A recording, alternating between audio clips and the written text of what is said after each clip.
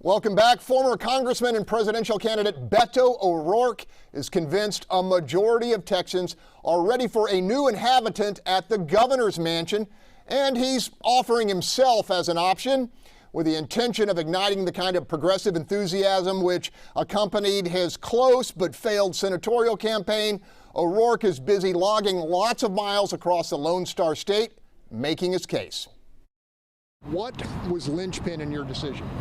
It's just really clear to me, and I feel this very strongly personally, but I'm hearing it from folks all over the state, Republicans and Democrats, that we are so sick of the division and the extremism that we're seeing in the state. We want to find ways to come together and issues that will unite us instead of dividing us. So focusing on jobs like the ones that we have here in the greater Houston area, making sure that we have world-class public schools. Who can be against that? But we're going to have to start investing in those public school educators to get that done.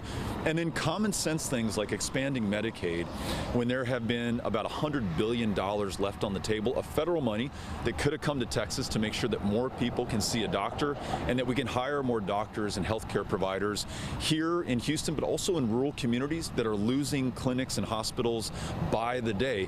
These are things that Republicans and Democrats alike can unite over. So there's that, and then there's Greg Abbott and the fact that especially over this last year with the grid failure, with the inability to meet the COVID pandemic, and then the extremism on abortion, on guns, on schools, and all this stuff on the curriculum, folks want us to get back to the big things again, and that's the campaign that we're running. Look, Texans are still furious about what happened in February.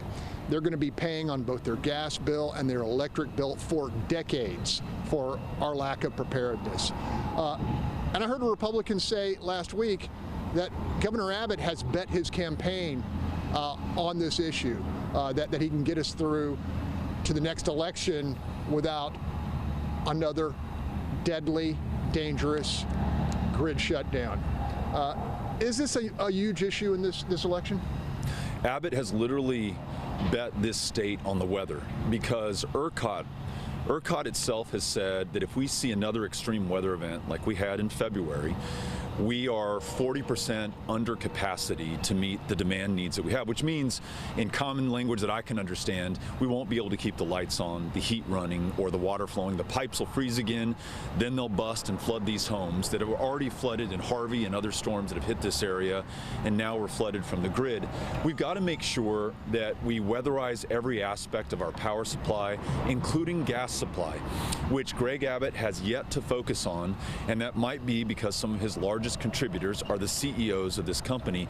People made billions of dollars during the grid failure. Kelsey Warren, his company made $2.4 billion. He wrote Greg Abbott a $1 million check within a month of that failure. That explains why the governor has yet to take any action and why we are not protected if we see another extreme weather event. Can we have both energy production of the future while not turning our back on what has been a core source of wealth and jobs in this state?